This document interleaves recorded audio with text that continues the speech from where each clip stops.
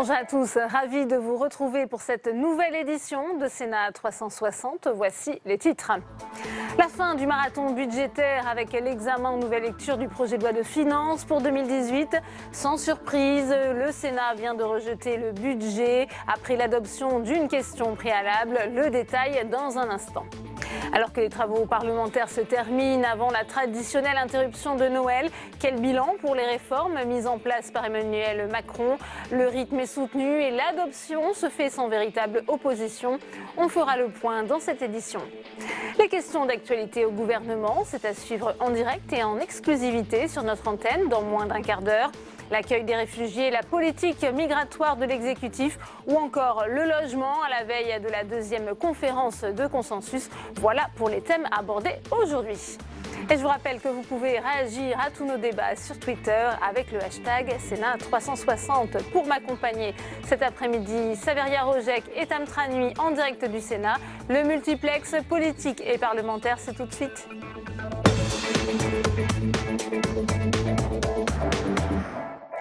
Je vous le disais en titre, le budget vient d'être rejeté par le Sénat. Pour en parler, on va tout de suite retrouver Saveria Rojek en direct de la tribune de presse de l'hémicycle. Saveria, vous avez suivi pour nous les débats aujourd'hui? Absolument Delphine, les sénateurs, ça s'est passé il y a quelques instants tout juste, ont rejeté le projet de loi de finances avant même le début de son examen. La question préalable déposée par la droite sénatoriale a été adoptée, ce qui donc entraîne automatiquement le rejet du texte. La raison, eh bien l'Assemblée nationale n'ayant retenu aucune des modifications proposées et votées par le Sénat. La majorité sénatoriale ne veut plus perdre son temps. Je vous propose d'écouter à ce sujet Albéric de Montgolfier, le rapporteur général du budget. Le gouvernement, à l'instant, vient de nous confirmer à travers la voix du ministre que le texte allait être très largement rétabli à l'Assemblée nationale, ce qui a été fait donc, malheureusement dans la nuit de vendredi à samedi, ce qui malheureusement ne permet pas de se mettre d'accord sur des dispositions que nous considérons comme absolument essentielles. Je pense notamment à ce qui avait été adopté par le Sénat sur le quotient familial, j'en ai parlé, sur la taxe d'habitation, où encore une fois, nous ne considérons pas que la taxe d'habitation est l'impôt le plus juste, mais il méritait mieux que d'être amputé d'une partie de son montant, et nous pouvions nous mettre d'accord sur la nécessité d'une réforme fiscale d'envergure. Voilà, alors en première lecture, les sénateurs ont complètement bouleversé le texte. Ils ont notamment supprimé le nouvel impôt sur la fortune immobilière. Ils ont également reporté l'exonération de la taxe d'habitation. En ce qui concerne les dépenses, eh bien, les sénateurs ont rétabli la réserve parlementaire. Ils ont instauré 3 jours de carence pour les fonctionnaires et ils ont supprimé les mesures de compensation de la hausse de la CSG, toujours pour les fonctionnaires. À noter que les sénateurs ont également rejeté plusieurs missions importantes, la justice, l'agriculture, la mission immigration, asile et territoire, la mission sécurité, ainsi que travail et emploi. Voilà donc Delphine pour l'examen et le rejet du budget par le Sénat. Merci pour vos explications, Saveria. Nous vous en parlions hier. L'extrême droite autrichienne a fait son entrée au gouvernement. Aujourd'hui, le nouveau chancelier Sebastian Kurz était à Bruxelles. L'Union européenne qui n'envisage pour le moment aucune sanction. Les réactions au Sénat avec Solène Nicolas. Le silence de l'Union européenne, le silence aussi d'Emmanuel Macron et d'Angela Merkel. Il y a 17 ans, l'alliance du chancelier avec l'ultranationaliste Jörg Haider avait provoqué un tollé et le boycott de l'Autriche. Changement de ton aujourd'hui, celle du jeune chancelier actuel Sebastian Kurz avec l'extrême droite autrichienne n'a pour l'instant suscité aucune réaction. En France, le Parti socialiste exige des condamnations de la part du président français, notamment. Tout est envisageable. À partir du moment où des sanctions sont envisagées quand il y a des manquements sur des trajectoires budgétaires, enfin, là c'est la trajectoire de nos valeurs fondamentales et il n'y aurait pas de sanctions. 3 ministères régaliens reviennent désormais à l'extrême droite en Autriche. La défense, l'intérieur et les affaires étrangères. Ce qui est à craindre, c'est la montée des idées anti-immigration et le durcissement de la politique migratoire. Du côté des Républicains, on voit cela comme un moyen de se poser des questions. La démocratie autrichienne, une démocratie qui permettra peut-être de faire réfléchir d'autres pays, notamment face aux migrations et face aux non-dits qui se répandent et qui contribuent au fait à faire monter les extrêmes droite, l'extrême gauche dans nos pays. Le Front National et les autres partis d'extrême droite en Europe ont en tout cas salué ces nominations qui traduisent un basculement et la montée des extrêmes dans de plus en plus de pays en Europe. En attendant, le nouveau gouvernement autrichien a voulu rassurer en excluant un référendum pour la sortie de l'Union européenne. Et on retrouve Tam Tranui en direct de la salle des conférences pour une première réaction à l'actualité en Autriche avec le président de la Commission des Affaires étrangères, le sénateur Les Républicains Christian Cambon. Oui, Christian Cambon, effectivement, votre réaction d'abord à l'ascension de l'extrême droite en Autriche alors que Sebastian Kurz et que l'extrême droite prennent les rênes du pouvoir. Est-ce que c'est pour vous un sujet inquiétant ? Oui, c'est un événement qui a une double signification. D'une part, bien sûr, il convient de respecter le suffrage universel tel qu'il s'est exprimé dans un pays qui est démocratique, car ces gens ne sont pas arrivés aux affaires par la force, ils sont arrivés par le suffrage et par les urnes. Et nous savons très bien, nous en France, que ça signifie, puisque nous avons une consultation où nous aurions pu nous trouver dans des circonstances identiques. Comparable. C'est une source d'inquiétude parce que ça montre une fois de plus la montée des nationalismes dans les différents pays d'Europe. Et donc, quelque part, ça ne va pas aider à la reconstruction, à la rénovation de l'Union européenne, qui en a pourtant bien besoin, puisque ces responsables de l'extrême droite ont plutôt fait campagne contre l'Europe que pour l'Europe. Et d'ailleurs, ça a suscité peu d'émotions au niveau de la scène européenne. Est-ce que ça aussi, c'était pas source d'inquiétude alors que l'Autriche va prendre la présidence tournante au printemps 2018 ? Alors, nous avons donné acte au nouveau chef du gouvernement des engagements qu'il a pris vis-à-vis de l'Europe. Il a précisé lui-même que les règles essentielles de l'Europe ne seraient en aucun cas remises en cause. Du reste, elles ne le peuvent pas. Il s'agit de traités. Donc je ne pense pas qu'il y ait de véritables inquiétudes à avoir. Moi, ce qui me préoccupe le plus, c'est le fait effectivement que l'Europe, qui aurait besoin de se réunir, de retrouver du sens, risque une fois de plus, après le Brexit, après un certain nombre après ce qui se passe aussi en Espagne, qui pose question, ceci ne va pas dans le bon sens et c'est un élément d'inquiétude pour l'avenir de l'Europe. Christian Cambon, également votre réaction aux propos d'Emmanuel Macron qui juge justement inacceptable ceux de Bachar el-Assad qui accuse la France de soutien au terrorisme. Est-ce que vous, vous apportez votre soutien au président de la République ? Bien évidemment, on ne peut pas recevoir les propos de Bachar el-Assad qui a quand même massacré plus de 200 000 de ses concitoyens alors qu'il a la charge et la responsabilité de son pays. Je rappelle qu'en ce qui concerne les accusations qu'il porte, il faut se souvenir que Bachar el-Assad lui-même a ouvert les portes des prisons aux terroristes. Il en a libéré plus de 2000 au tout début des hostilités. Et la France n'a fait que son devoir en participant à la coordination internationale qui agit dans le sens de combattre le terrorisme, car il ne faut pas oublier que les attentats dont nous avons supporté le drame, pour la plupart, ont été organisés en Syrie et en Irak. Il était tout à fait normal de participer à cette aventure internationale et donc les accusations doivent être absolument rejetées. Nous approuvons en l'occurrence les propos du président de la République qui précise qu'il faut parler à tous, donc à Bachar el-Assad. Mais ça ne le discrédite pas comme interlocuteur pour vous, Bachar el-Assad ? On ne pourra pas, manifestement, ça fait 7 ans que l'on demande qu'il disparaisse de la scène. Il n'est pas parti de la scène. Donc il y aura un moment ou un autre où il faudra effectivement, avec lui ou ses amis, discuter. Maintenant, ça ne préjuge pas du sort qui lui est promis, car ce sont des crimes contre l'humanité dont il devra répondre. Devant le tribunal pénal international. Certainement. Merci beaucoup, Christian Cambon, d'avoir répondu à mes questions. Merci à vous, Tam, pour cette première réaction. Dans le reste de l'actualité, la création d'un parquet national antiterroriste, annoncée hier par la garde des Sceaux. Pour justifier son choix, la ministre dit vouloir disposer d'une force de frappe judiciaire antiterroriste. Elle aura pour objectif de conduire une politique pénale autonome et homogène, mais sans vraiment convaincre les sénateurs. Jérôme Rabier.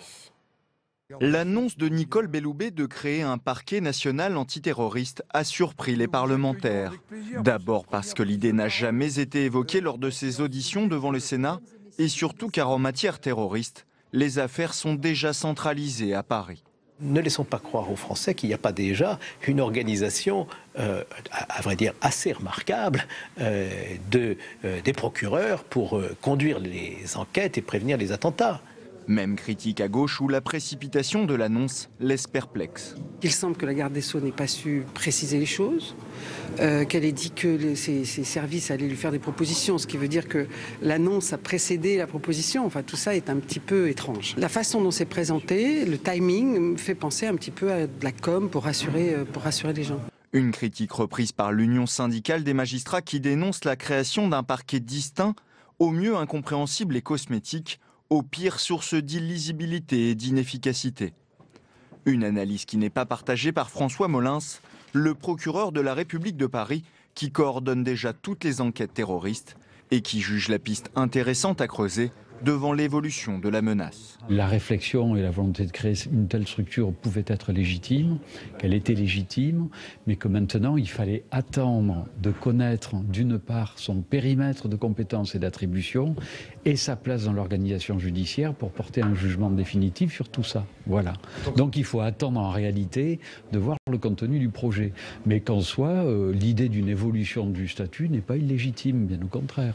La garde des Sceaux a évoqué une discussion parlementaire au printemps prochain sur le sujet, mais tout le monde s'accorde à dire que tout dépendra des moyens qui seront accordés à ce parquet national antiterroriste pour juger de sa crédibilité.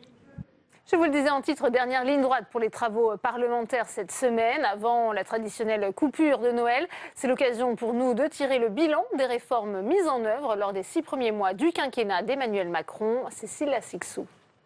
Des réformes au pas de charge. Depuis qu'Emmanuel Macron est président, les sénateurs n'ont pas chômé. Loi de moralisation, réforme du Code du travail, lutte contre le terrorisme et budget. Si tous ces textes ont bien été modifiés par la Haute Assemblée, aucun n'a été rejeté en bloc, ni par la droite, ni par la gauche socialiste. C'est pas ni une opposition systématique, ni à Bini oui. C'est la position du Sénat, être pragmatique et, encore une fois, dire la vérité. On n'est pas suiviste par rapport à ce que fait le gouvernement. On est critique, mais on n'est pas non plus dans une opposition systématique. On essaye de dire, quand ça nous paraît bien et que c'est dans le prolongement de ce qui a été fait, et ce qui nous paraît satisfaire ce dont on a besoin dans ce pays, il ne faut pas être contre systématiquement. Pour certains, Emmanuel Macron bénéficie encore d'un état de grâce. À l'avenir, les relations pourraient se corser avec le Sénat. Vous avez un temps plus facile au début du mandat.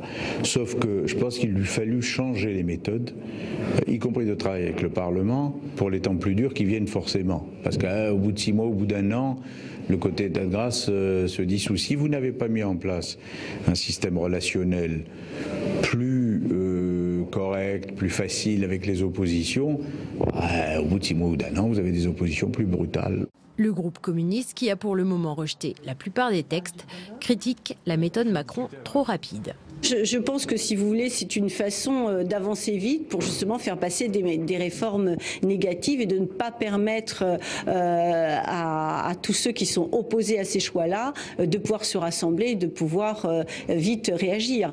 Un point de convergence entre tous les groupes politiques. Le Sénat est devenu en 6 mois la chambre d'écho de la colère des élus locaux et le lieu de défense des collectivités territoriales. Et on continue les réactions au Sénat avec vous, Tan Tranui, toujours en direct de la salle des conférences, avec le président du groupe Union Centriste, le sénateur des Hauts-de-Seine, Hervé Marseille. Oui, Hervé Marseille, quel regard portez-vous sur les premiers mois de l'ère Macron au Parlement? Est-ce que vous êtes en adéquation avec le début de ce quinquennat? Écoutez, le président de la République, il l'a encore dit il y a quelques jours dans son allocution télévisée, revendique de faire ce qu'il a dit. Je crois que c'est quelque chose qu'on ne peut pas effectivement lui reprocher. Promesse tenue pour vous pour l'instant? Il a fait ce que beaucoup d'autres n'avaient pas fait avant lui, c'est-à-dire que il fait ce pourquoi il a été élu. Alors on peut être d'accord ou pas d'accord sur ses promesses, mais en tous les cas, il applique son programme. On ne peut pas lui reprocher. Alors dans son programme, il y a des choses que nous soutenons, que nous approuvons. Il y a un esprit de réforme qui est indispensable pour ce pays et nous souhaitons l'accompagner. Puis il y a aussi des choses qui sont évidemment plus préoccupantes, qui nous interpellent sur le logement, sur la CSG, et nous le disons. Nous essayons de travailler. Ce qu'il y a surtout, c'est un problème de méthode. Le groupe UC reste-t-il l'allié des LR au Sénat, dans une opposition réelle tout de même au gouvernement? Écoutez, nous sommes dans la majorité sénatoriale. Je crois que nous sommes loyaux, mais nous sommes également exigeants. Il y a encore une fois des textes que nous souhaitons soutenir. Et puis, il y a des sujets, évidemment, sur lesquels nous discutons. Nous essayons de trouver des solutions avec le gouvernement. Je crois que ce qui manque depuis le début du quinquennat, c'est la méthode. On l'a vu sur les collectivités territoriales, on l'a vu sur la CSG, on l'a vu encore sur les problèmes du logement. Un gouvernement trop pressé pour vous, qui ne s'est pas consulté comme il le faudrait? Voilà, je pense qu'il faudrait que le gouvernement soit plus à l'écoute des parlementaires. Et quand il affiche son souci de vouloir trouver des solutions, nous nous efforçons, avec nos collègues, d'apporter des contributions, d'apporter des solutions, des conclusions, libre au gouvernement de les prendre ou non. Ce qui est regrettable, c'est que souvent on travaille pour rien. Je voudrais juste votre réaction à cette petite phrase que l'on a entendue dans l'entourage de Macron qui dit « on est très bon ». Est-ce que vous trouvez ça normal de s'autocongratuler en ce moment? Écoutez, je ne sais pas si c'est normal de s'autocongratuler. Ce qui est vrai, c'est que l'action du gouvernement, visiblement, satisfait un grand nombre de Français, tant mieux. Mais je crois qu'il faut aller plus loin. D'accord. Merci beaucoup, pardon Hervé C'est Marseille. rapide, merci. La séance va reprendre justement pour les dernières séances de questions d'actualité avant la suspension. Merci. Merci à vous, Tam. Effectivement, on a entendu la cloche sonner. Tout de suite, direction l'hémicycle pour les questions d'actualité au gouvernement. Et on se retrouve juste après pour le débrief. A observé au cours de nos échanges l'une des valeurs essentielles du Sénat, le respect des uns et des autres, ainsi que le temps pour permettre à chaque collègue de bénéficier de la diffusion complète de sa question et de la réponse éventuelle. La parole est à Madame Valérie Letard pour le groupe Union centriste. Merci Monsieur le Président, Monsieur le Premier ministre, mes chers collègues. Ma question s'adresse à Monsieur le Premier ministre. À quelques jours à peine de la Conférence nationale des territoires, et au terme d'un débat national budgétaire douloureux, voire même décevant sur un sujet ô combien cher à nos collectivités et à nos concitoyens, le logement, son financement et sa nécessaire réforme. Malgré un épisode lors duquel le Sénat avait pourtant fait l'effort d'un travail collectif, transpartisan, dont l'objectif était d'atténuer les conséquences du choix du gouvernement de baisser les loyers de 1,5 milliard d'euros pour compenser la baisse des APL en 3 ans, entraînant plus de 10 milliards d'euros d'investissement en moins dans la construction et la rénovation de logements. Le gouvernement a souhaité continuer de façon abrupte à porter sa vision en remettant à l'Assemblée nationale la même contrainte financière en direction du monde du logement, faisant fi des propositions pourtant consensuelles du Sénat. Demain, Monsieur le Premier ministre, démarre le premier temps fort de la conférence de consensus sur la réforme du logement. Souhaité à juste titre par notre président Gérard Larcher et accepté par le président de la République sur la réforme du logement et l'équilibre des territoires. Monsieur le Premier ministre, pouvez-vous, après cet épisode malheureux du budget, nous assurer que l'investissement qui va être engagé par les 2 chambres parlementaires, ainsi que le monde du logement et les collectivités, sera véritablement pris en compte et nourrira le projet de loi que le gouvernement va déposer au printemps sur le bureau du Parlement? Que cette concertation ne sera pas simplement un alibi pour faire accepter l'inacceptable. Nous comptons sur vous, Monsieur le Premier ministre, et sur le gouvernement. Merci. La parole est à Monsieur le Premier ministre.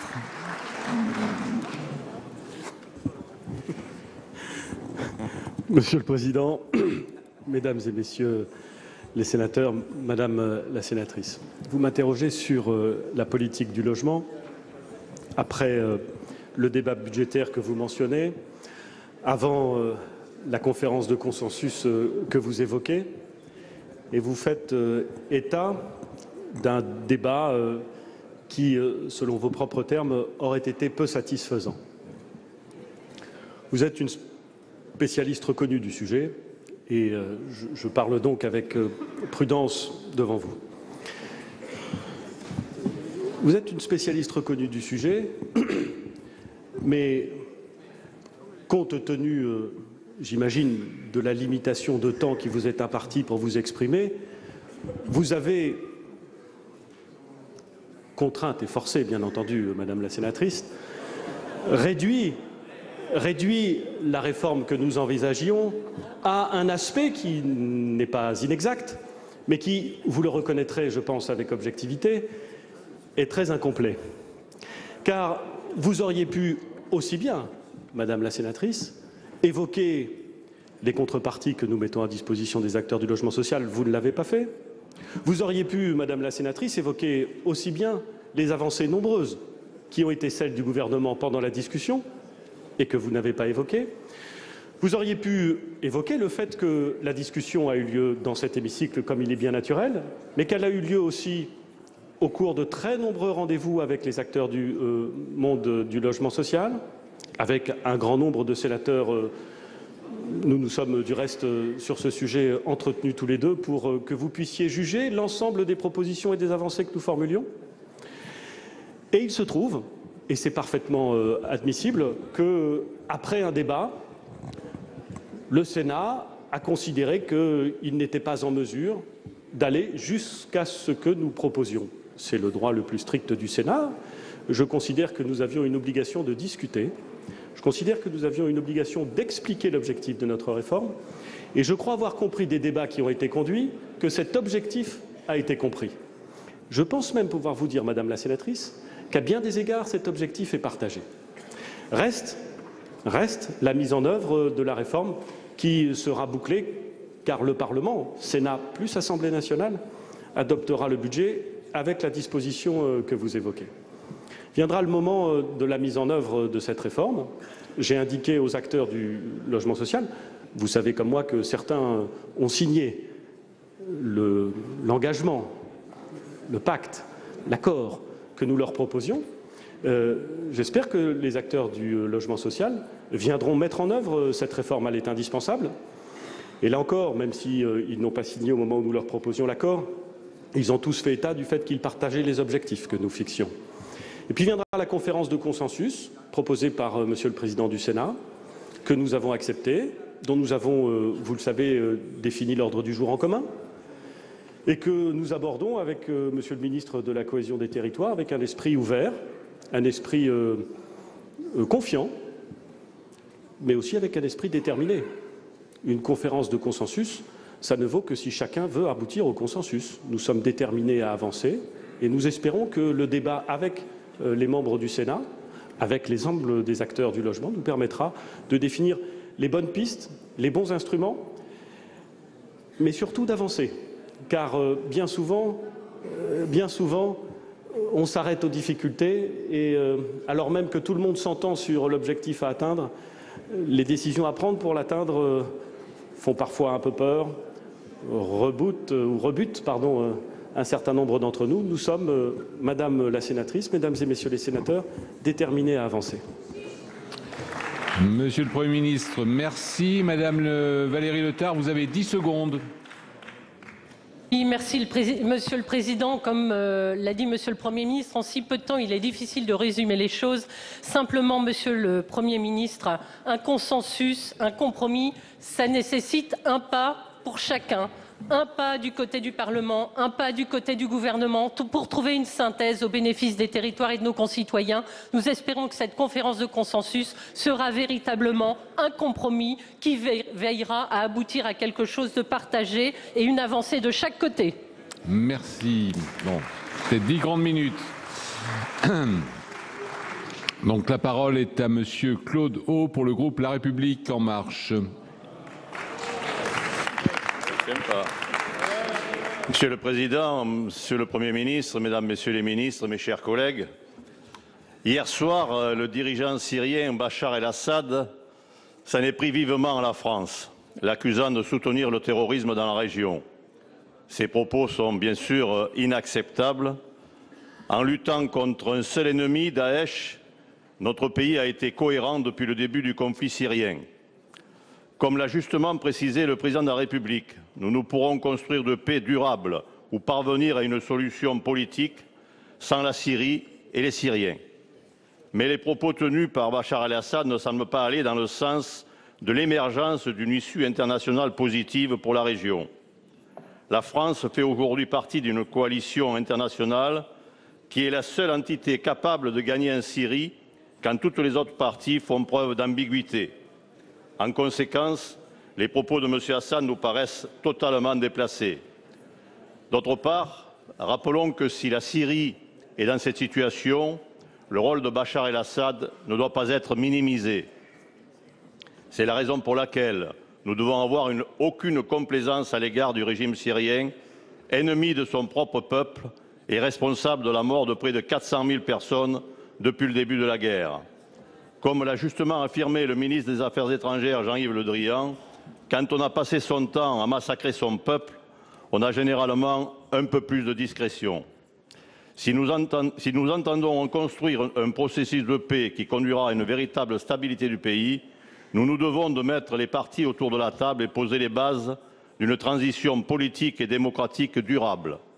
Or, le dernier cycle des pourparlers organisés sous l'égide de l'ONU entre régime et opposition syrienne s'est achevé jeudi à Genève sans avancée. Ainsi, toutes les tentatives de sortie du conflit ont échoué.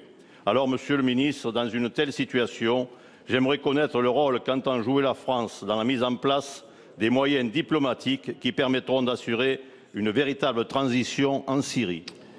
Merci. La parole est à Monsieur Jean-Baptiste Lemoyne, secrétaire d'État auprès du ministre de l'Europe et des Affaires étrangères. Merci beaucoup, Monsieur le Président Gabouty, Mesdames et Messieurs les sénateurs.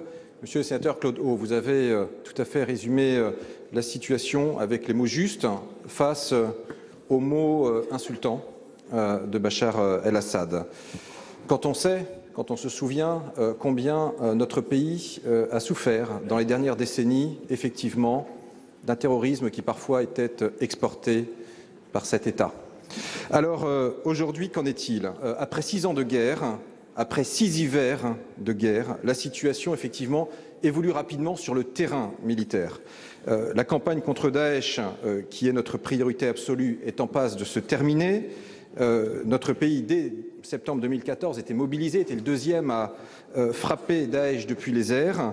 Et la reprise de Raqqa, comme de Mossoul, ont été des réponses aux attaques sur notre territoire. Aujourd'hui, Daesh est acculé effectivement dans des poches, mais il reste à gagner la paix et effectivement à faire en sorte qu'il y ait une véritable stabilité qui s'instaure. Et vous l'avez dit, c'est une gageure aujourd'hui, mais nous ne devons pas baisser les bras.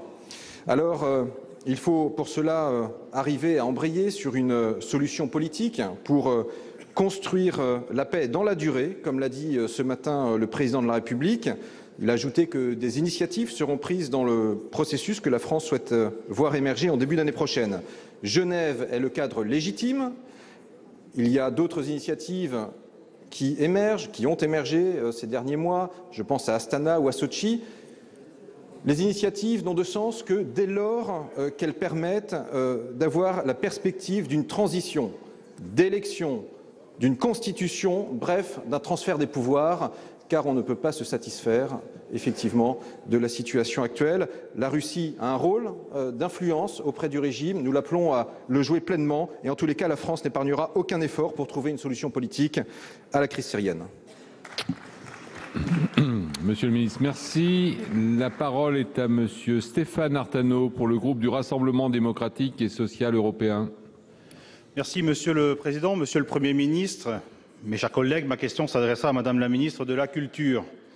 L'audiovisuel public fait actuellement l'objet de toutes les attentions. 80 millions d'euros d'économies supplémentaires demandées aux entreprises du secteur.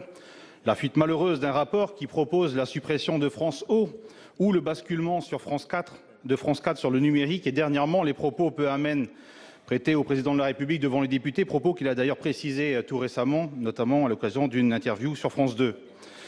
Il est tout à fait louable de vouloir moderniser pour s'adapter aux nouveaux défis dont le numérique, l'accès à la culture et à la création.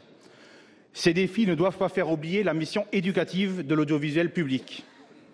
Mais le manque de concertation inquiète légitimement nos concitoyens attachés au service public ainsi que des personnels en métropole et dans les Outre-mer, qui voient les choses se décider au gré des articles de presse, ne sachant où se décide précisément cette réforme. Il est donc important de rapidement porter une vision stratégique et un calendrier précis à cette réforme que nous appelons de nos vœux. Pour alimenter votre réflexion, les entreprises du secteur vous ont remis leurs propres propositions en novembre. Parmi celles émises par France Télévisions figure le renforcement significatif du caractère régional de France 3, comme cela existe d'ailleurs déjà en Outre-mer, grâce au réseau des 9 chaînes de première, chaînes de proximité de plein exercice. J'aimerais aller un peu plus loin et savoir quelle est la philosophie de votre ministère sur la valorisation et le partage en métropole des cultures des Outre-mer pour tous les publics. Sur le fond, avez-vous retenu, à ce stade, des propositions formulées par France Télévisions, notamment en matière de régionalisation?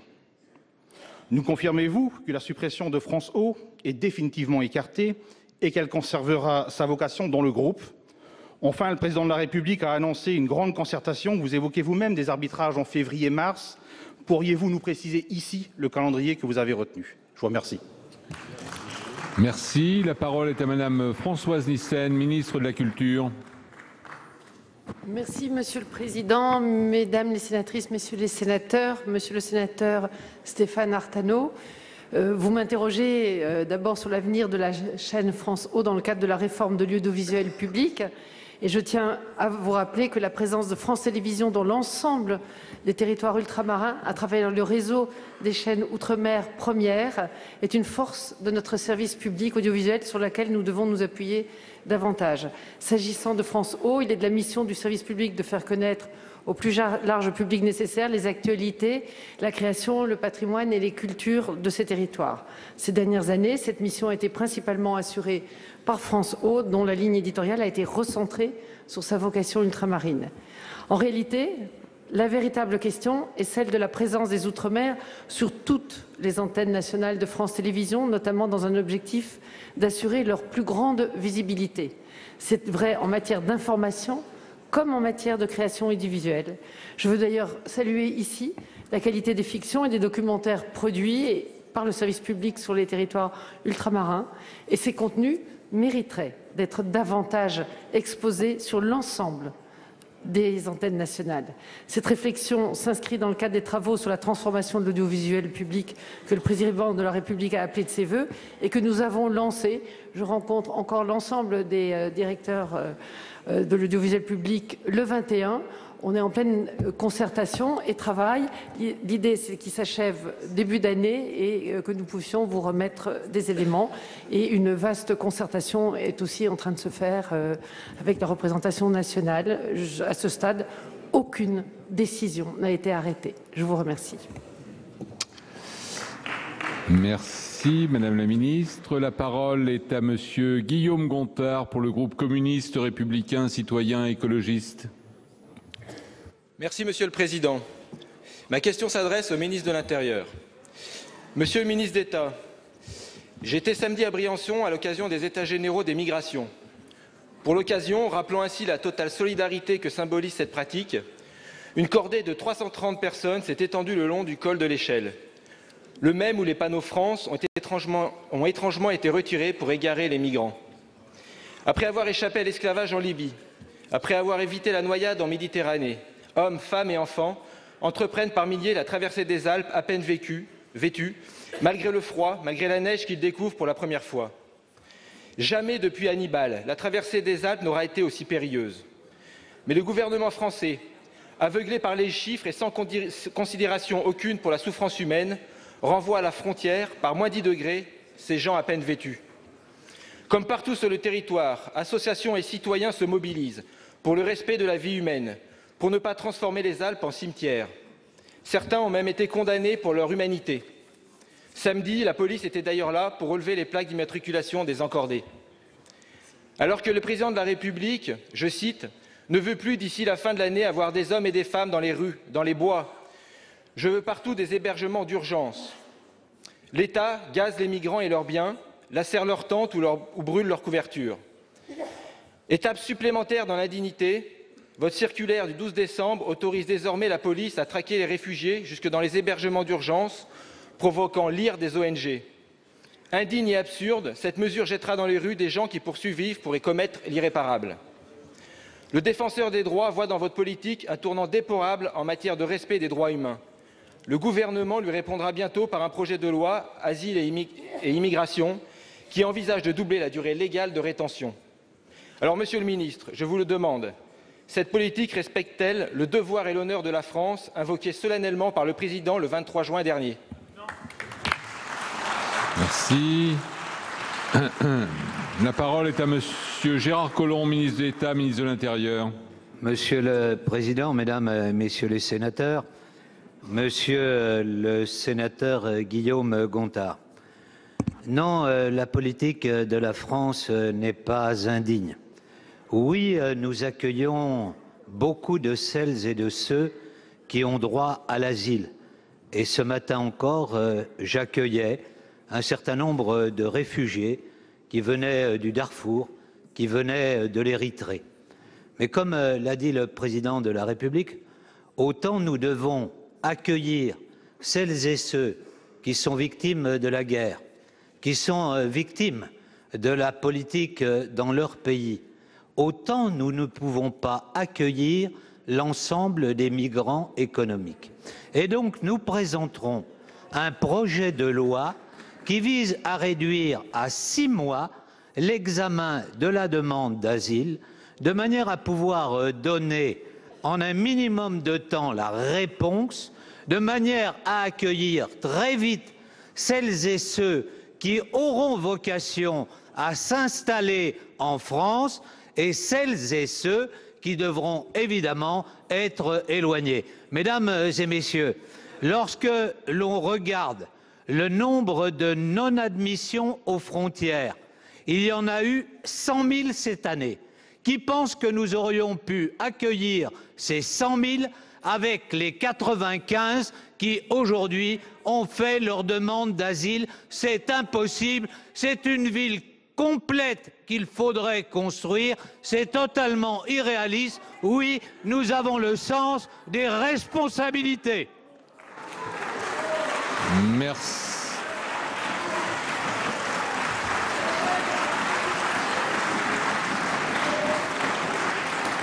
Bien, merci Monsieur le Ministre. La parole est à Madame Marie-Pierre de La Gontrie pour le groupe socialiste et républicain. Merci Monsieur le Président. Ma question s'adresse à Monsieur le Ministre de l'Intérieur et au nom de mon groupe, je me joindrai aux propos qui ont été tenus à l'instant par notre collègue Guillaume Gontard. Monsieur le Ministre de l'Intérieur, vous le savez, toutes les associations humanitaires protestent depuis quelques jours contre la circulaire que vous avez prise le 12 décembre qui demande ni plus ni moins qu'un tri dans les personnes qui sont accueillies dans les centres d'hébergement d'urgence, et cela au détriment, au mépris du principe d'accueil inconditionnel qui est inscrit dans notre droit, Monsieur le Ministre, et qui fait l'honneur et la grandeur de notre pays. Cela a été rappelé, le Président de la République a dit qu'il ne voulait plus personne qui dorme dans les rues, dans les bois d'ici la fin de l'année.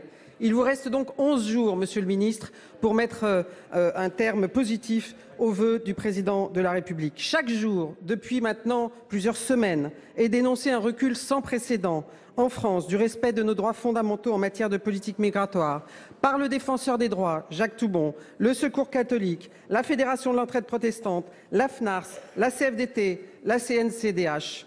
Vous le savez, ça a été rappelé, à Paris, des tentes des migrants sont lacérées. À Calais, des centaines de couvertures sont détruites. Certains, ça a été rappelé, traversent les Alpes dans des températures glaciales au risque de leur vie. Les maires de grandes villes vous ont saisi de toutes couleurs politiques pour vous faire part de leur inquiétude. Alors, Monsieur le ministre de l'Intérieur, vous avez fait une réponse qui est un peu à côté. Aucun être humain, migrant ou non, ne peut être traité au mépris de nos règles de droit et au détriment de notre humanité. Le Président de la République, alors candidat, mettait en avant l'honneur de la France d'accueillir des réfugiés, mais les paroles se sont envolées, les actes restent et disent aujourd'hui le contraire.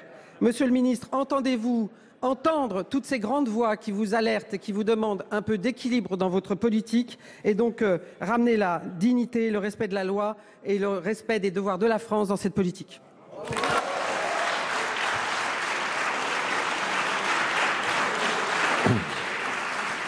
Bien, la parole est à Monsieur Gérard Collomb, ministre d'État, ministre de l'Intérieur. Monsieur le Président, Mesdames et Messieurs les sénateurs, Madame la sénatrice Marie-Pierre de La Gontrie, de quoi parlons-nous? Nous parlons du programme d'état d'urgence 177. Il se compose de 2 centres différents, les CHRS, centres d'hébergement et de réinsertion sociale, qui accueille des personnes ou des familles qui connaissent des graves difficultés, notamment économiques, familiales, mais aussi des difficultés de logement, de santé ou d'insertion.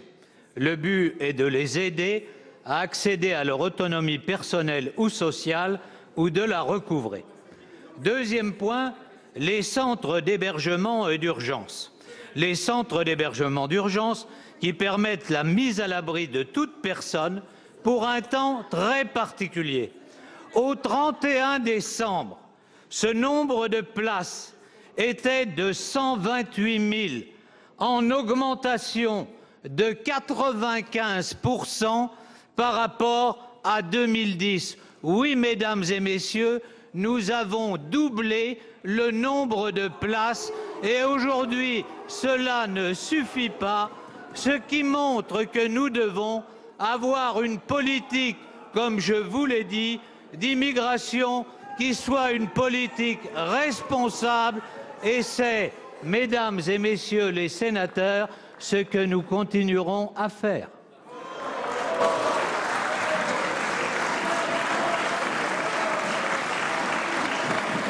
Merci. La parole est à Monsieur Jérôme Bignon pour le groupe Les Indépendants, République et Territoires. Monsieur le Président, mes chers collègues, ma question s'adresse à Madame la garde des Sceaux. Madame la ministre, le projet de loi destiné à adapter la législation française au règlement européen sur la protection des données personnelles qu'on appelle le RGPD a été adopté mercredi dernier en Conseil des ministres. L'entrée en vigueur du règlement, qui réforme en profondeur notre cadre normatif de traitement des données, est fixée au 25 mai prochain. Le temps presse, par conséquent, et sur un sujet aussi stratégique et complexe, nous regrettons que les débats pour l'adopter s'annoncent un peu serrés. Le RGPD constitue pourtant une véritable révolution au service d'une meilleure protection des données personnelles.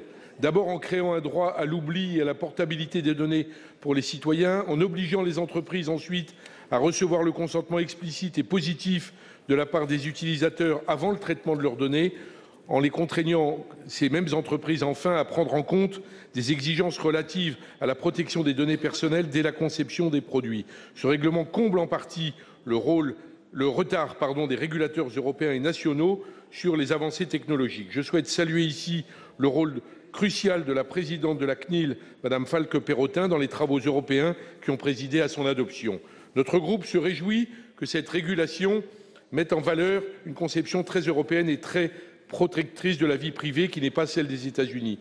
Ma question, Madame la garde des Sceaux, est donc la suivante. Face à la puissance des entreprises américaines du numérique et en particulier des GAFA, face à une législation américaine particulièrement indulgente pour leurs services de renseignement dès que leur sécurité nationale est concernée, l'affaire Snowden l'a démontré, comment la France compte-t-elle défendre au niveau européen et international le respect de ces nouvelles dispositions, notamment par les entreprises et le gouvernement américain qui ont un quasi-monopole sur l'hébergement des données numériques.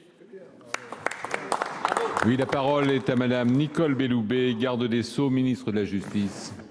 Monsieur le Président, Mesdames et Messieurs les sénateurs, Monsieur le Sénateur, vous l'avez dit, le projet de loi qui sera débattu à partir du mois de février prochain sur la protection des données personnelles adapte en réalité la loi de 1978, la loi informatique et liberté de 1978.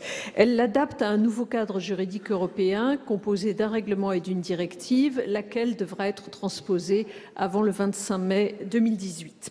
Ce texte règlement et le texte français qui le transpose instaure de nouveaux droits pour les citoyens et en particulier, ce qui est très important, un droit à l'effacement des données et également un droit à la portabilité des données personnelles.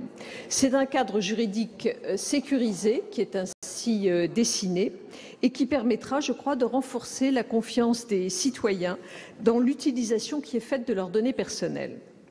Pour répondre précisément à la question que vous posez, Monsieur le Sénateur, il faut dire que le règlement constitue également un cadre très protecteur pour l'ensemble des Européens, pour leurs données personnelles. Il est applicable à l'ensemble des entreprises et de leurs sous-traitants, quel que soit leur lieu d'implantation, dès lors que ceux-ci offrent des biens et des services à des personnes qui résident sur le territoire de l'Union européenne. Et c'est évidemment une avancée tout à fait considérable qui permet à la France de garder un rôle moteur en ce domaine puisqu'elle a beaucoup agi en ce sens. Dans ce cadre uniformisé, les pouvoirs de la CNIL sont considérablement renforcés puisqu'elle disposera d'un pouvoir de sanction qui pourra aller jusqu'à 20 millions d'euros ou 4% du chiffre d'affaires annuel mondial consolidé. En cas de contentieux, les juridictions nationales et ou européennes pourront également être saisies et intervenir par rapport aux entreprises américaines.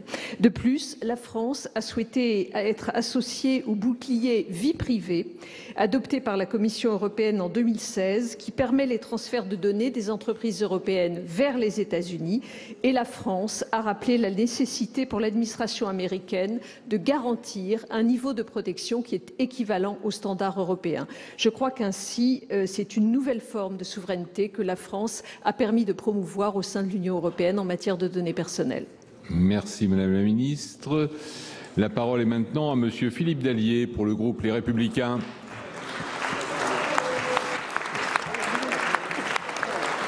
Monsieur le Président, ma question s'adresse à Monsieur le ministre de la Cohésion des Territoires et concerne la politique du gouvernement en matière de logement.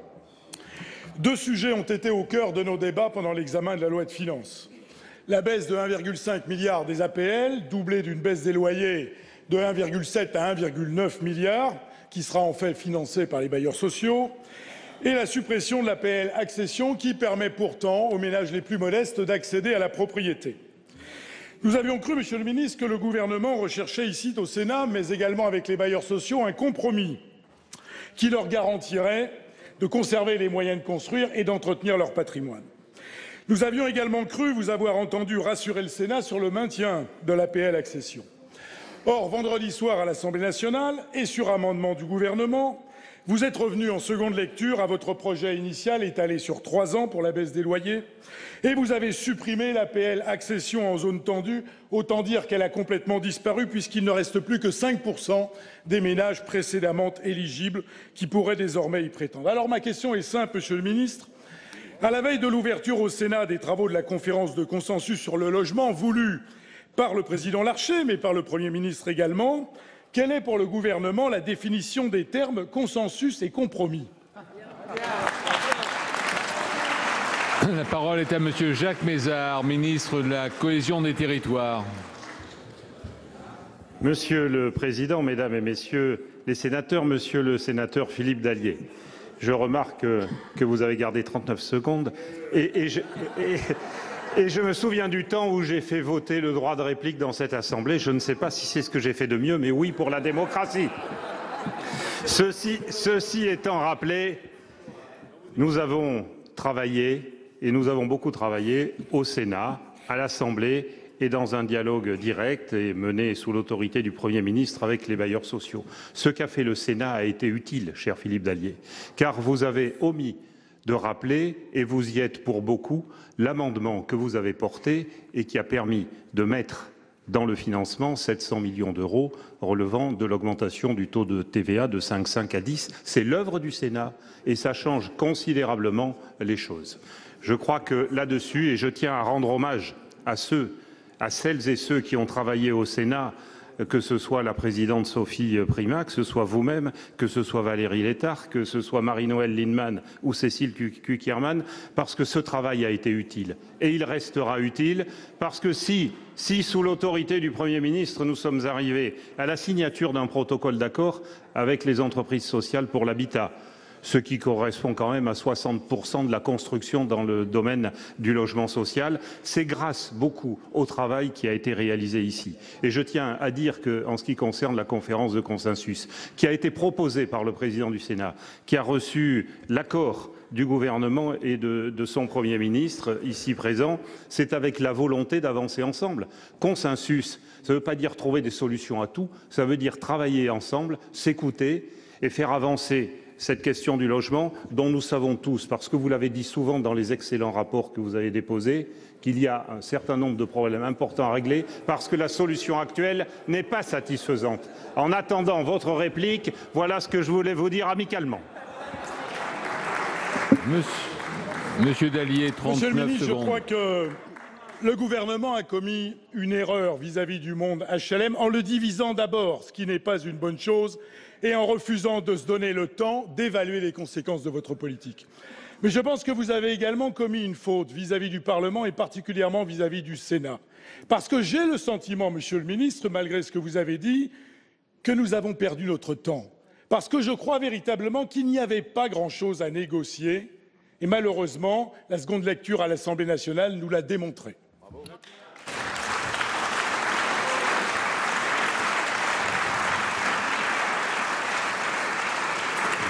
Merci. La parole est à Monsieur Richard Yung pour le groupe La République En Marche. Monsieur le Président, Messieurs les ministres, mes chers collègues, ma question porte sur la reconnaissance par les États-Unis de Jérusalem comme capitale de l'État d'Israël. Le 6 décembre dernier, le président Trump a annoncé sa décision de reconnaître Jérusalem comme capitale d'Israël et d'y transférer l'ambassade américaine qui est à Tel Aviv et qui comporte plus de 1000 agents. Il l'a fait sur la base d'une loi qui existe déjà, qui est ancienne, qui est de 1995, mais qui était suspendue régulièrement, tous les 6 mois, par tous les présidents américains successifs. Une drôle de façon de légiférer, mais enfin, telles sont leurs habitudes.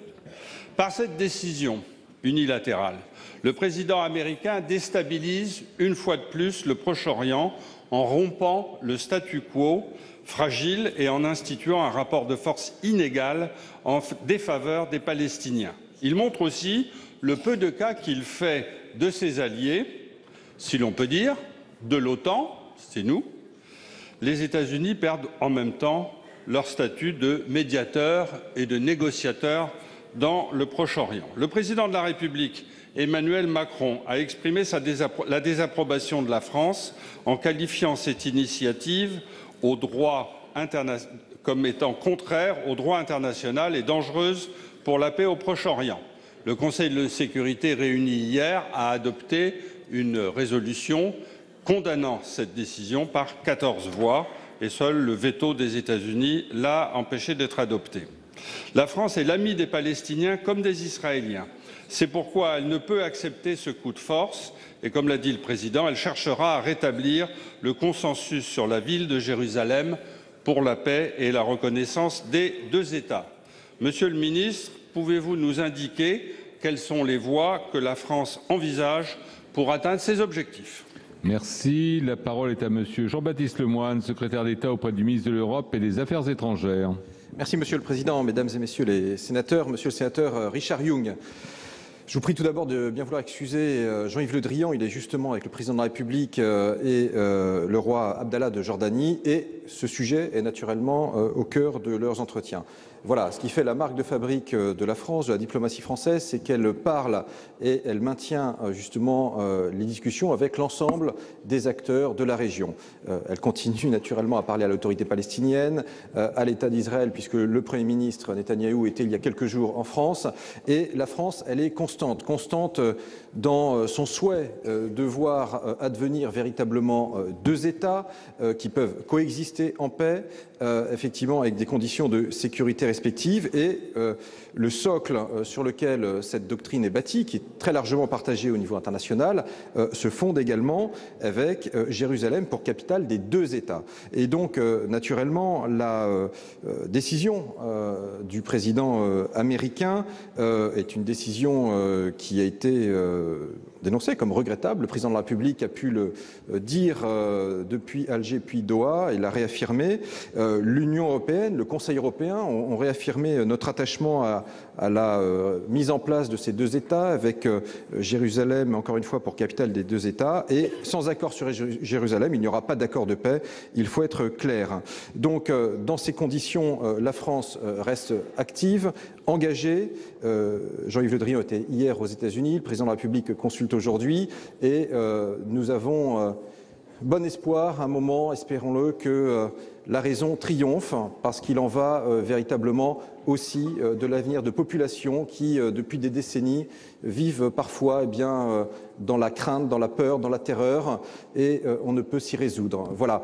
2018, c'est également l'occasion de continuer ce travail et de continuer avec ardeur et avec votre soutien.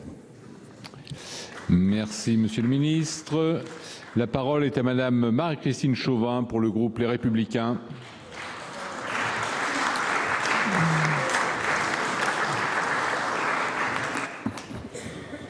Monsieur le Président, Mesdames, Messieurs les ministres, mes chers collègues, ma question s'adresse à Monsieur le ministre de l'Économie et des Finances. Monsieur le ministre, le Premier ministre a annoncé le 15 décembre à Cahors son souhait de redynamiser les centres-villes et notamment l'offre commerciale qui devient de plus en plus moribonde. C'était une excellente nouvelle. Or, le même jour, à l'Assemblée nationale, le gouvernement faisait adopter un amendement dans le projet de loi de finances visant à diminuer de façon drastique les crédits en faveur du Fonds d'intervention pour la sauvegarde de l'artisanat et du commerce. C'est pourtant le seul instrument de soutien budgétaire de l'État au profit du commerce de proximité. Le Sénat avait quelques jours plus tôt, à l'unanimité, adopté un amendement pour abonder le FISAC de 20 millions d'euros afin de soutenir les communes. Le FISAC a montré son efficacité tout particulièrement dans les zones rurales où il a contribué à la pérennité de la dernière activité commerciale dans plus de 8 communes sur 10. Je peux en témoigner, le département du Jura, entre autres, en est un exemple. Le récent rapport sénatorial de nos collègues Rémy Pointreau et Martial Bourquin l'a montré. La situation des centres-villes et des centres-bourgs, en particulier du point de vue commercial, est préoccupante et doit faire l'objet d'une action résolue de l'État. Monsieur le ministre, comment expliquez-vous le décalage entre le discours de Cahors et la réalité budgétaire? Comment pouvez-vous à la fois vous faire l'avocat de la rénovation des centres-bourgs et repousser l'amendement sénatorial adopté sur ces bancs à l'unanimité? N'y a-t-il pas là une contradiction entre effet d'annonce et réalité? Tous les élus savent bien que dans ce domaine, ce qui est essentiel, c'est le montant des crédits alloués aux communes.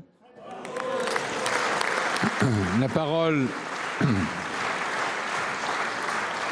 est à Madame Delphine Gény-Stéphan, secrétaire d'État auprès du ministre de l'Économie et des Finances. Monsieur le Président, Mesdames et Messieurs les sénateurs, Madame la sénatrice Marie-Christine Chauvin, le gouvernement est mobilisé pour protéger et développer un tissu vivace d'entreprises de proximité. Le FISAC est un instrument financier important pour le soutien du commerce, de l'artisanat et des services de proximité en France. Depuis la loi du 18 juin 2014 relative à l'artisanat, au commerce et aux très petites entreprises et son décret d'application du 15 mai 2015, une nouvelle modalité de sélection des dossiers sous forme d'appel à projet a été mise en place, mettant fin à la procédure de guichet. Il fixe des priorités thématiques et géographiques ainsi que des critères permettant d'évaluer les projets présentés afin de procéder à la sélection des meilleurs d'entre eux compte tenu des moyens disponibles. La réforme du FISAC a également permis de clarifier le rôle de chaque échelon d'instruction des dossiers dans un souci de complémentarité des moyens mobilisés. À ce jour, 3 appels à projets ont été publiés. Le 3e appel à projet, financé par les dotations 2018, a été diffusé en mars 2017. Ces priorités thématiques portent notamment sur la modernisation, la diversification, l'accessibilité physique et numérique des entreprises de proximité et, en milieu rural, des commerces multiservices, des derniers commerces du secteur d'activité concerné ainsi que des stations-service. Parmi les priorités géographiques figurent les centres-villes dévitalisés connaissant un fort taux de vacances. Le plan gouvernemental Action Cœur de Ville en faveur des villes moyennes, présenté vendredi dernier, prévoit de renforcer les interventions du FISAC au bénéfice de ces collectivités. Le niveau retenu pour l'année 2018 est très proche de celui de 2017 et non pas en réduction massive, et calibré de façon à permettre le soutien d'environ 200 projets, ce qui est significatif. C'est une enveloppe que le gouvernement juge pertinente pour orienter l'action locale dans le cadre actuel. Au total, cette réforme consolide les bénéfices du FISAC pour le commerce de proximité et corrige des déficiences que la Cour des comptes relevait dans son rapport définitif très sévère de 2014. Je vous remercie. Merci Madame la Ministre. La parole est à Monsieur Olivier Paccaud pour le groupe Les Républicains. En dessous de 5... Merci. La parole est à Monsieur Olivier Paccaud. En dessous de 3 secondes, il n'y a pas de temps de réplique, c'est pas possible. Si, Monsieur Olivier Paccaud, s'il vous plaît. Je veux bien lui donner un temps de parole. Non. Monsieur le Président, Mesdames et Messieurs les ministres, chers collègues, ma question s'adresse au secrétaire d'État auprès du ministre de l'Action et des Comptes publics. Depuis 1 heure, la trésorerie de Bresles, dans l'Oise, a fermé définitivement ses portes. Dans quelques jours, ce sera celle de Saint-Leu-d'Esserand et d'ici le 31 décembre, de nombreuses autres vitrines du Trésor public auront baissé définitivement le rideau. C'est ce que vous appelez la réorganisation des finances publiques.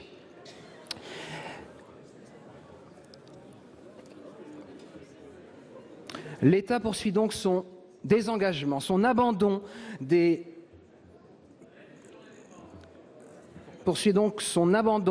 son désengagement des territoires ruraux et périphériques. Lorsque la fermeture de Bresles a été annoncée, les élus locaux se sont mobilisés. Ils ont reçu un joli courrier de la directrice départementale dont je vous lis un tout petit extrait. Cette mesure consiste à former sur place les fonctionnaires territoriaux à l'utilisation de l'intégralité des potentialités du site impôts.gouv.fr. Par capillarité, les fonctionnaires municipaux pourraient alors guider les usagers dans la plupart de leurs demandes aux horaires décidés par chacune des mairies. Aucune compensation financière n'est évoquée. Il s'agit donc sournoisement d'un transfert de charges, d'un transfert de compétences qui ne disent pas leur nom. Encore une fois, l'État fait des économies sur le dos des collectivités et de la qualité du service public. Alors, Monsieur le Ministre, est-il cohérent d'annoncer des milliards pour revitaliser les centres-bourgs et en même temps de fermer des services publics dans des bourgs déjà en difficulté? Merci. Donc la parole est à Monsieur Olivier Dussopt, secrétaire d'État auprès du ministre de l'Action et des Comptes publics. Monsieur le ministre. Merci Monsieur le Président, Mesdames et Messieurs les sénateurs, Monsieur le sénateur Paccaud. À travers votre question et à travers les exemples que vous évoquez en réalité la réorganisation du réseau de la DGFiP sur le territoire. Est-ce que cette réorganisation est utile? Elle l'est et elle s'impose. Elle s'impose par les changements de pratique et les changements d'usage, et je pense notamment à la numérisation, même si nous avons pleinement conscience que tous nos concitoyens n'ont pas forcément facilement accès à cette numérisation. Elle s'impose par la réorganisation territoriale, avec la mise en place de nouveaux périmètres pour les intercommunalités, comme avec la création des groupements hospitaliers de territoire qui impliquent de travailler à une nouvelle échelle. Elle s'impose aussi parce que nous sommes dans une recherche permanente d'efficacité et effectivement de rationalisation de l'action publique. Par contre, Monsieur le sénateur, si vous me permettez, cette suggestion, peut-être ne devriez-vous pas faire comme si les mouvements de fermeture et de réorganisation ici ou là de trésorerie et de points de contact de la DGFiP seraient une nouveauté. De 2008 à 2016, ce sont 400 trésoreries qui ont été fermées sur le territoire. 400 trésoreries qui ont été fermées avec toujours la même ambition, partagée, je crois, par toutes celles et ceux qui les ont décidées, de garantir le maintien au service. Et votre question me permet de prendre 4 engagements. Le premier engagement, c'est la concertation. Et si dans les exemples que vous avez cités, elle a été défaillante, je suis tout à fait disposé, évidemment, à en discuter avec vous. Le deuxième engagement, c'est l'accès aux services. L'accès par l'organisation de permanences dans les maisons de services au public, et leur nombre a extrêmement progressé. L'accès aussi par des permanences lors des périodes de l'année qui le nécessitent. Le troisième engagement, c'est le maintien du conseil aux élus. Parce qu'on sait que pour accompagner les élus face aux mutations et aux difficultés que peuvent rencontrer parfois les collectivités, il est souvent plus efficace de regrouper les équipes, d'avoir des équipes polyvalentes plutôt que d'avoir des agents de la fonction publique, des agents de la DGFiP, seuls dans des trésoreries isolées. Et puis enfin, le quatrième engagement, c'est l'innovation. Le gouvernement a lancé un processus, Action publique 2022, auquel j'invite toutes les sénatrices et tous les sénateurs à participer. Nous sommes prêts à expérimenter le compte financier unique, les services facturiers, tout ce qui fait qu'en partenariat avec les collectivités locales, le service sera maintenu et de qualité partout sur tous les territoires de la République. Merci. Monsieur Paco, vous avez 17 secondes de réplique. Oui, monsieur le ministre, toutes les fermetures que vous évoquez, elles ont toujours lieu dans les mêmes endroits, territoires ruraux et périphériques. Les Français des champs ne valent pas moins que les Français des villes. Ce ne sont pas des citoyens de seconde zone, ce sont des contribuables aussi. Vous semblez l'ignorer, je le regrette profondément.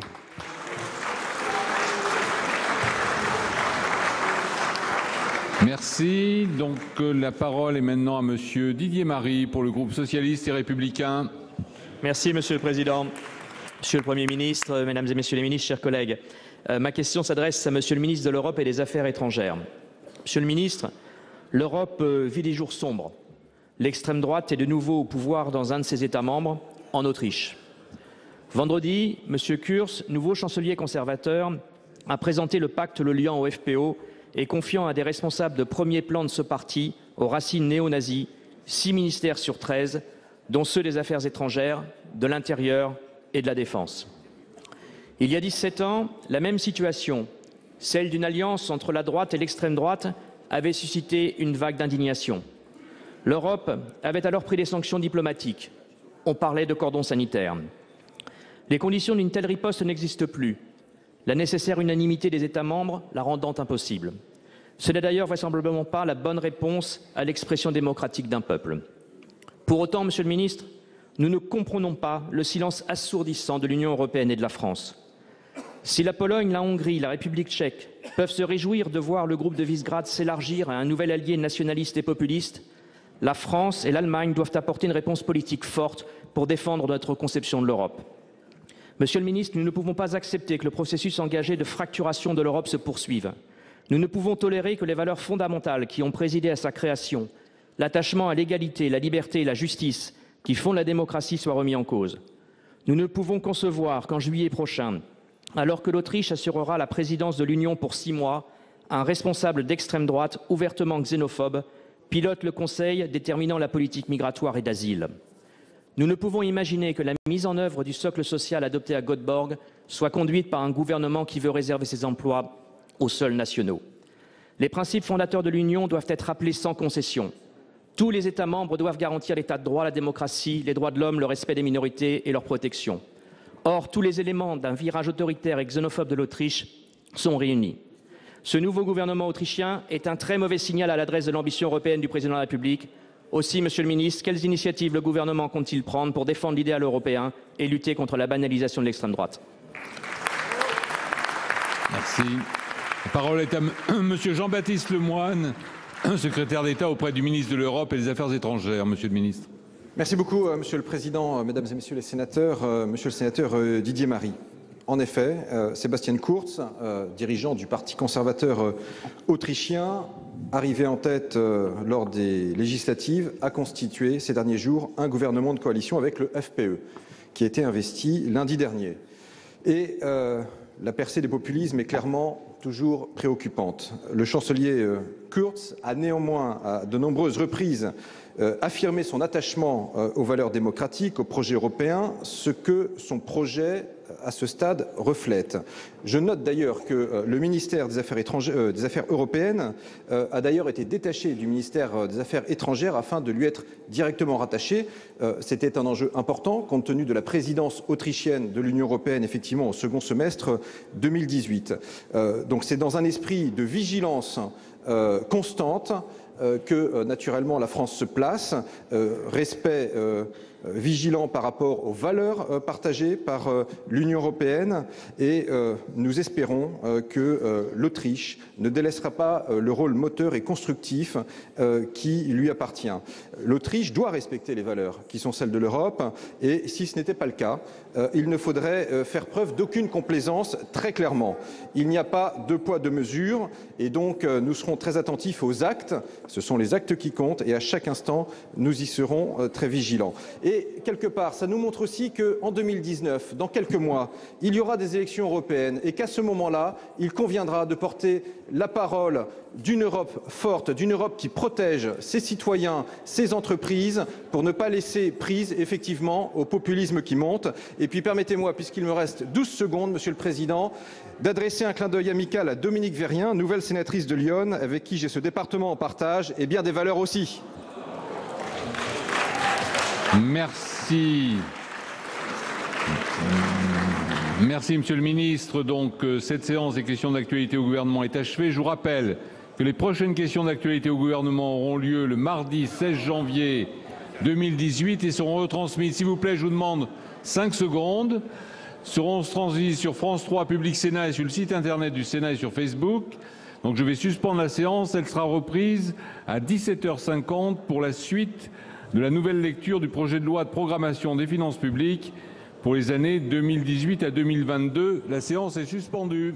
Voilà pour cette séance de questions d'actualité au gouvernement que vous avez pu suivre en direct et en exclusivité sur l'antenne de Public Sénat. On va tout de suite retrouver Saveria Rojek pour voir avec vous, Saveria, les temps forts de cette séance.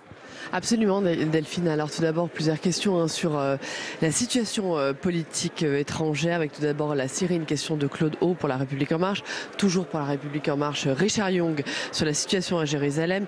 Nous avons bon espoir que la raison triomphe à Jérusalem, lui a répondu Jean-Baptiste Lemoyne. Et puis enfin l'Autriche, on vient d'entendre avec la question du socialiste Didier Marie, avec l'arrivée au pouvoir d'un gouvernement composé bien sûr de 3 ministres issus de l'extrême droite, alors que ni Paris ni Bruxelles n'ont officiellement réagi. L'Autriche doit respecter les valeurs de l'Europe. C'est également ce qu'a répondu à l'instant Jean-Baptiste Lemoyne. Des questions également sur l'asile et l'accueil des réfugiés avec Guillaume Gontard pour le groupe communiste. Comment ne pas transformer les Alpes en cimetière? Non, la politique de la France n'est pas indigne. Oui, nous accueillons beaucoup de réfugiés, a martelé le ministre de l'Intérieur Gérard Collomb.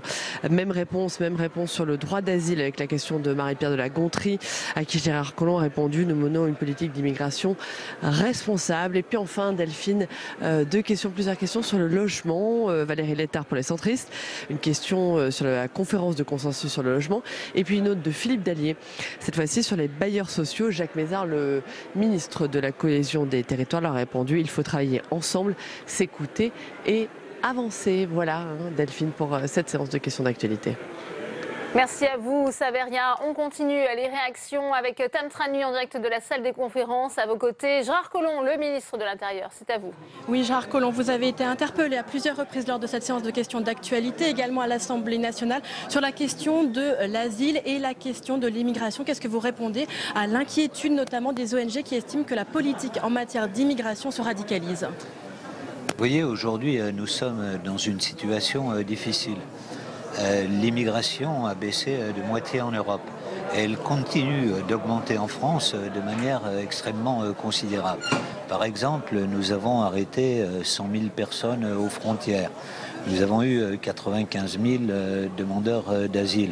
Donc on voit bien que nous sommes obligés de prendre un certain nombre de mesures pour faire en sorte, comme l'a dit le président de la République, que nous puissions trancher très vite, accueillir celles et ceux qui doivent être accueillis parce qu'effectivement, ils sont des réfugiés des théâtres de guerre, qu'ils sont des réfugiés politiques. Et puis, en même temps, dire que l'immigration économique ne peut pas être entièrement accueillie dans notre pays, et donc travailler avec les pays dont sont originaires ces migrants pour pouvoir essayer de faire qu'ils puissent trouver leur avenir dans leur pays. La circulaire de la semaine dernière, du 12 décembre, elle crée une polémique autour du fait qu'il y aurait un tri des migrants, estime-t-on, au niveau des centres d'hébergement d'urgence. Non, il n'y a aucun tri des migrants.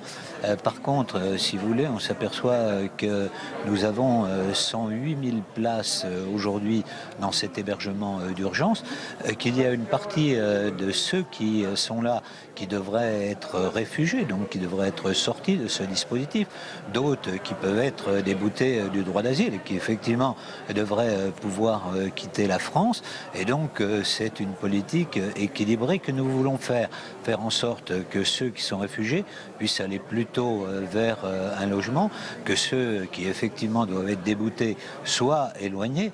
Aujourd'hui, vous voyez, par exemple, dans l'Île-de-France, nous avons 40 000 personnes qui sont logées en hôtel et quelques-uns y sont depuis 15 ans. Qui peut dire que cela est juste et efficace? Je crois personne. Qu'est-ce que vous pouvez nous dire du projet de loi immigration qui se prépare? On parle de 3 points précisément autour du raccourcissement des délais de traitement de demandes d'asile, autour de l'allongement de la durée de rétention et enfin sur la notion d'une liste de pays sûrs. Est-ce que ce sont des points sur lesquels vous travaillez? Est-ce que vous le confirmez? Alors ce projet est très simple. Il s'agit de faire que l'on puisse donner la réponse aux demandeurs d'asile en l'espace de 6 mois. Vous voyez, aujourd'hui, si on a un certain nombre de difficultés, c'est parce que quelquefois les procédures durent 2 ans, 3 ans, qu'évidemment les gens se sont installés et donc il est difficile de pouvoir les éloigner. Si en 6 mois vous êtes capable de dire celui-ci, oui, il a droit à la demande d'asile et donc nous veillons à son insertion, à son intégration, à son avenir dans la société française et que vous dites de l'autre côté, celui-ci n'y a pas le droit et on le renvoie dans ce pays ou dans un autre pays européen, les choses deviennent plus faciles et croyez-moi, on n'aura plus les débats aussi complexes que ceux qu'on a aujourd'hui. Merci beaucoup d'avoir répondu à nos questions. Merci à vous, Tam, pour cette réaction en direct. On continue en plateau l'analyse de ces questions d'actualité au gouvernement avec mes invités sur ce plateau. Jacqueline Eustache-Brinio, bonsoir. Merci d'être avec nous. Vous êtes sénatrice LR du Val d'Oise. Face à vous, Jérôme Durin, sénateur socialiste de la Saône-et-Loire. Une réaction, Jacqueline Eustache-Brinio. On vient d'entendre Gérard Collomb. On a le sentiment aujourd'hui, finalement, qu'Emmanuel Macron durcit le ton en matière d'immigration. Pourtant, vos collègues à droite, que ce soit Bruno Retailleau ce matin sur notre antenne ou encore Christian Jacob à l'Assemblée nationale redoute un double langage du chef de l'État et ne croit pas à ce discours de fermeté. Quel est votre sentiment, votre position? Je crois qu'en politique, il faut avoir un discours, puis après, il faut l'appliquer. Donc le discours qui consiste à dire qu'il y a un réel problème sur ces réfugiés et qu'un certain nombre d'entre eux ne sont pas concernés par l'asile, il est réel. C'est une vraie réalité. Après, quels moyens avons-nous pour appliquer ces mesures? C'est-à-dire qu'à partir du moment où effectivement, et je crois que tout le monde s'accorde à dire que évidemment l'asile politique c'est quand même quelque chose que la France offre et ça personne ne le conteste. Ça fait partie des valeurs de la France. Ça fait partie des valeurs de la République, des valeurs de la France, donc je pense que personne ne le conteste. Ce qui est extrêmement compliqué aujourd'hui en termes d'immigration, c'est que la plupart des migrants, il faut le reconnaître, qui rentrent sur ce territoire ne ressortent pas de l'asile. Et qu'une fois que l'asile a été refusé, que les recours ont été faits et qu'ils sont déboutés, ils ne repartent pas. Donc effectivement, une fois qu'on a dit qu'on devait appliquer la réalité des mesures liées au droit d'asile, eh bien après, il faut se donner les moyens pour que les gens repartent. Et ça, nous n'en avons absolument pas la preuve. Avant de vous donner la parole, Jérôme Durin, on va retourner à la salle des conférences pour une nouvelle réaction à votre micro, Tam Tranui. Vous êtes avec le secrétaire d'État en charge du numérique, Mounir Mahjoubi. Oui, Mounir Mahjoubi, que se passe-t-il au Conseil national du numérique? Marie Eklund, tout juste nommée, a finalement renoncé à la présidence après la polémique autour de la nomination, notamment de Rokhaya Diallo. Est-ce que vous le regrettez? Est-ce que vous le comprenez? Bon, en tout cas, vous avez raison de le dire. Tout à l'heure, la présidente a décidé de démissionner. Beaucoup de membres ont décidé de démissionner avec elle. Et je pense qu'aujourd'hui, c'était la solution. On en a beaucoup parlé avec Marie Eklund. C'est une décision qu'elle a prise et que j'ai compris. C'était de dire, elle avait un projet, ce projet qui s'appelait Penser demain, qu'elle voulait construire en l'ouvrant à des personnes pas forcément experts. Et puis, quelques heures, quelques jours, des personnes de la société civile. Et au bout de quelques heures, quelques jours, on s'est rendu compte que ce CNUM, tel qu'il était organisé, aujourd'hui, il allait être inaudible sur les sujets sur lesquels il était attendu, sur les sujets numériques. Pourquoi? À cause de la polémique qui a été soulevée par cette nomination de Rokhaya Diallo, qui a des propos sur le racisme d'État, ça, c'est etc. vous qui dites tout ça, à cause de tout le dialogue qui a dépassé celui du numérique. En fait, ce Conseil national du numérique, on en a besoin. Moi, j'en ai besoin. Ce gouvernement, il en a besoin. Moi, j'ai besoin d'un conseil qui est en avance sur les questions du numérique, capable d'orienter. Vous savez, le Conseil national du numérique, c'est une autorité, c'est pas une autorité, pardon, c'est un conseil consultatif administratif qui est censé orienter le gouvernement dans ses choix liés aux politiques numériques. Donc, après ces quelques jours, il y a ces polémiques qui naissent de tous les sens. Avec Marie, on fait le diagnostic qu'ils n'arriveront pas à porter les sujets du numérique et je lui ai proposé de refaire une nouvelle recomposition. On a travaillé ensemble plusieurs jours et malheureusement, et ça c'est le constat qu'on fait tous les deux, on n'a pas réussi à trouver de solution. Et donc Marie a décidé que le plus simple pour elle, puisque ce projet qu'elle avait voulu porter n'a pas pu réussir, ça a été de démissionner. Mais vous savez, moi je viens du monde du numérique, du monde des startups. Vous étiez l'ancien président du Conseil national du numérique. On rate un projet qui ne fonctionne pas, on rebondit, on refait un autre. Donc on va renommer un nouveau conseil. Moi, j'ai absolument besoin... Dans combien de temps? Tout début 2018, parce qu'on a absolument besoin d'eux. Moi, je vais vous le dire. Il y a les États-Unis aujourd'hui qui mettent en danger la neutralité du net. Cette question, elle est fondamentale pour les Européens, elle est fondamentale pour les Français. Il y a aujourd'hui une question sur l'inclusion numérique. Qu'est-ce qu'on fait pour tous les gens dans la ruralité, dans les quartiers populaires, partout en France qui ne savent pas utiliser le numérique? 20% de la population, c'est l'urgence. Donc il y a tellement de questions d'urgence sur le numérique qu'il y a besoin d'un conseil du numérique au travail sur les questions de numérique. Est-ce que ce n'est pas le pic d'une crise qu'il y a eu autour de la gouvernance du Conseil national du numérique? On sait que ça faisait déjà plusieurs mois qu'il n'y avait pas de président. Écoutez, le Conseil national du numérique, il a un rôle particulier, c'est une instance nouvelle. Elle a beau avoir près de 10 ans, elle est nouvelle. C'est-à-dire qu'elle représente un secteur qui est mouvant, avec des gens qui émergent, qui sont récents. Il y a des startups qui sont présentées, ça n'existait pas avant. Ce conseil, il a un double rôle. Il a à la fois un pied dedans et un pied dehors. C'est-à-dire qu'il est à la fois proche du gouvernement, parce que c'est un conseil administratif consultatif, je le rappelle, c'est pour ça qu'il y a des moyens de l'État pour accompagner ce conseil, pour orienter l'action. C'est-à-dire qu'on doit se faire confiance pour que le gouvernement fasse dans le sens de ce que recommande le conseil. Et puis aussi un pied à l'extérieur, c'est-à-dire qu'il représente excusez-moi du mouvement, qui représente les experts de ce sujet-là. Et qui lui permet aussi, et c'est ce que j'ai fait quand j'en étais président, de s'auto-saisir et de contester parfois les décisions du gouvernement. Mais le CNUM, il est fort quand il arrive à être présent. Et là, ce qui s'était passé, c'est qu'on voyait bien qu'on n'arriverait pas, dans les mois et les années à venir, à travailler dans la confiance, à travailler dans la sérénité. Et c'est pour ça qu'on arrive à cette conclusion. Mais vous ne trouverez aucune tension entre la présidente Marie-Claude et moi. Et c'est vraiment une décision qu'elle a prise et qu'on a discuté ensemble. Une décision commune, donc finalement. Non, commune, je ne veux pas remettre en cause. C'est la présidente, c'est elle qui décide. Mais c'est une décision que j'ai comprise et sur laquelle on avait échangé. Merci beaucoup, Monia Majoubi, d'avoir répondu à mes questions. Merci beaucoup, Tam, pour cette réaction qui fait réagir d'ailleurs, Jérôme Durain. Vous vouliez peut-être ajouter quelque chose sur le Conseil national du numérique qui vient de perdre sa présidente? Oui, mais c'est un des sujets. 7 mois d'Emmanuel Macron à la présidence de la République. Monia Majoubi vient de dire à l'instant, le CNUM, il a un pied dedans, un pied dehors. C'est le en même temps généralisé. Et l'habileté qui fonctionne, puisque dans la communication présidentielle, on voit que les résultats arrivent, hein, il est toujours très populaire, mais cette habileté... Il remonte mois après mois dans les sondages. Il remonte, mais cette habileté, elle vire à la duplicité. Le numérique et cette population des start-upers, c'est le cœur du cœur de l'électorat d'Emmanuel Macron. Et même avec cela, Jupiter arrive à se fâcher. Donc ça prouve bien qu'il y a quand même, dans cette grande habileté présidentielle, des zones d'ombre. Alors on a parlé d'immigration, tout à l'heure, et je pense qu'il y a des questions qui sont posées de façon très, très forte. Jacques Toubon se dit inquiet. Le défenseur des droits, effectivement. Joël Giraud, qui est député, ex-député des Hautes-Alpes, là où il y a le col de l'Échelle, là où les migrants traversent, est inquiet. La majorité commence à s'inquiéter. Donc, à tous les niveaux, on a toujours cette ambivalence du discours présidentiel. Donc, moi, je crois que c'est une marque de fabrique. C'est de la communication. Pour l'instant, ça marche. Bravo. Mais derrière, moi, je suis inquiet parce que c'est quand même le président des riches, le président des villes et le président de ceux qui vont bien. Les autres se posent des questions. Jacqueline Eustache-Brinio, et pourtant, quand on entend les conseillers du président Emmanuel Macron, bien l'idée, c'est de continuer au même rythme effréné en 2018. Certains disent que c'est simple, si Emmanuel Macron arrête de marcher, il tombe. Enfin, moi, je crois qu'il y a un élément majeur, là, puisqu'on a travaillé pendant 2 mois sur le budget. Le budget, il est très révélateur du système Macron. Il est très révélateur du système Macron, ce budget. Que le Sénat a rejeté en nouvelle lecture cet après-midi. Le Sénat l'a rejeté aujourd'hui. Mais voilà, on va maintenant arriver dans ce que j'appelle le dur en politique. C'est-à-dire que fini la com, fini les jolies photos, etc. Ce budget, il est très révélateur de la méthode Macron. C'est-à-dire qu'on fait semblant de concerter, on fait semblant d'être dans le consensus, dans le compromis, dans la réflexion, et on fait ce qu'on veut. C'est-à-dire que nous, par exemple, sur le logement, on a travaillé. Le logement, c'est quand même un axe majeur qui peut en plus...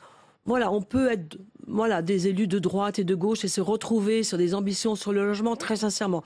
Et je crois que le Sénat, sur le logement, par rapport à l'article 52, a été exemplaire. On s'est retrouvé sur un certain nombre de ce sujet. On s'aperçoit, on propose des choses pour sortir de difficultés réelles, puisque le monde HLM est inquiet. Les locataires sont inquiets. Moi, j'ai reçu les amicales locataires du Val d'Oise, ils sont hyper inquiets. Donc, on trouve des solutions, on vous écoute, toc, un amendement en pleine nuit qui remet tout par terre. Donc, on voit aujourd'hui les limites du système Macron. Et ce budget est très révélateur. Parce que voilà, on parle d'économie, etc. Mais on tape pas dans le dur. Hein. Pour faire des économies, il faut taper dans le dur. On demande à qui de faire des efforts? Principalement aujourd'hui, au monde HLM, aux collectivités locales. Et ce budget, il est très révélateur d'un système qui, à mon sens, va s'effondrer.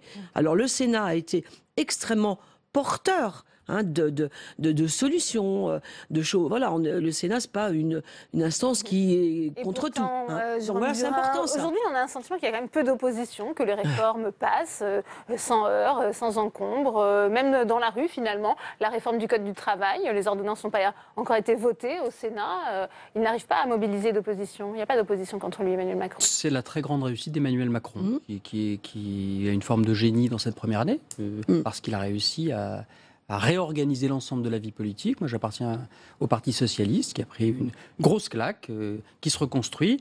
Ce qui me gêne, et ce qui peut peut-être connoter les mois qui viennent, c'est une forme d'arrogance et de mépris. Moi, je l'ai vu avec des députés du Nouveau Monde qui considèrent finalement que rien de ce qui s'est passé avant n'était valable, y compris d'ailleurs chez certains mercenaires qui ont été rachetés récemment et qui nous disent... Vous pensez à qui vous voyez, quelqu'un qui vote contre le budget et puis qui va le défendre sur les bancs des deux assemblées. Récemment, il y a ce mépris, il y a une forme d'arrogance. Il y a Édouard Philippe au congrès du MoDem qui dit à propos de tous ceux qui ne sont pas en plein milieu de l'échiquier politique, à savoir La République En Marche, le populisme. Donc on est tous populistes parce qu'on a des idées de droite et de gauche. La droite se droitise, la gauche se gauchise.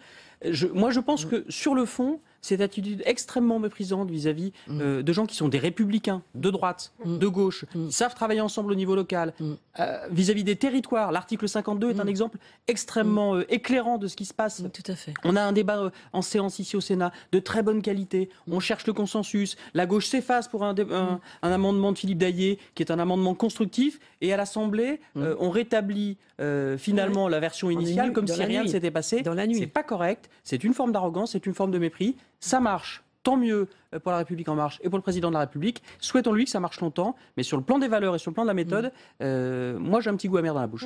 Et pourtant, Jacqueline Eustache-Brinio, ça a été rappelé, il remonte dans les sondages mois par mois. Oui, mais parce un décrochage cet été, et les Français veulent un président finalement qui applique son programme. Oui, parce qu'ils sont encore sous l'anesthésie, les Français. Il y a eu des promesses électorales des magots, voilà, la taxe d'habitation étant la première. Les collectivités locales vont souffrir, et quand les habitants vont s'apercevoir qu'au bout du bout, c'est pas si simple dans leur quotidien, je pense que l'anesthésie va s'estomper. Parce qu'on en est là, Et c'est vrai que, et je partage ce que vient de dire mon collègue, c'est de mépris des acteurs locaux, qu'ils soient des petites villes, des grandes villes, qu'ils soient de la province ou de l'Île-de-France. On est là, on se dit, mais comme si rien n'avait existé avant, et que tous ceux qui ont construit des choses... Bon, on fait table rase. On ne peut pas faire table rase.